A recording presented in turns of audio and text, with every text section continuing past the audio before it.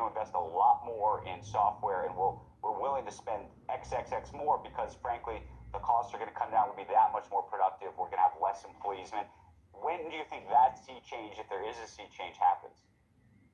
So the tell for the potential success of AI-driven software apps will be next year when we continue to see if Microsoft has greater penetration of its Office 365 subscriber base with the Copilot tool, right? They are now charging about $15, $16 a month for Office 365. They want to add a $30 per month add-on with AI, and if people bite, and of course that'll be very high, almost 100% gross margin incremental revenues. If the subscribers bite, we'll have a tell that this is the real deal. If they don't, then I really worry, just as you said, Andrew, that these apps might become ubiquitous over time, but they also may not be particularly profitable. We saw the same thing with the internet. A couple of major stars, huge market cap companies today came out of that, but a lot of them, you end up having broadband internet connections everywhere, and it becomes ubiquitous, it becomes commoditized, and most people don't make any dough doing it. So I am worried about that.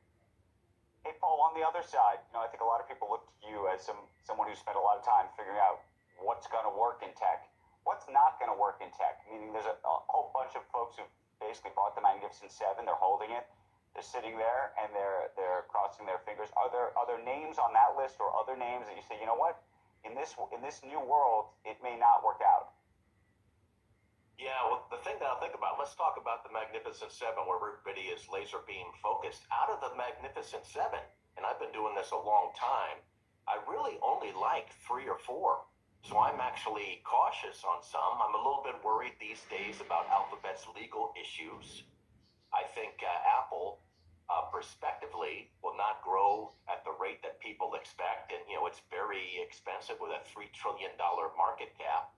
The ones that I like are Meta, Microsoft, and NVIDIA. And NVIDIA is in the pole position in my race. And so, yes, you've seen in the last week some actually poor quarters and disappointing guidance from some big companies a la Adobe and Oracle. And so I do think we'll have a little bit of differentiation between the greats and the not so greats in tech next year. Whereas so far this year, particularly in the fall of 2023, the tide has lifted all boats. I don't think that'll be the same next year. Okay, final question, because we hadn't really talked about it. Tesla, where do you sit? Where do you stand? Yeah, I'm not a fan. I think there are so many ifs, greater competition. I also think, the stock is really held up by the Elon Musk halo, and unrelated to Tesla, the travesty which has become the former Twitter, now X. Now, once we knock off that halo, because I think that company may not make it over time, that's actually going to have people look differently and value Tesla differently, because obviously right now it's a cult of one-man stock. Paul Meeks, with some very provocative opinions and views on all of these things. We look forward to seeing you and talking to you in the new year and seeing where all these stocks land as well. Thank you. Happy holidays.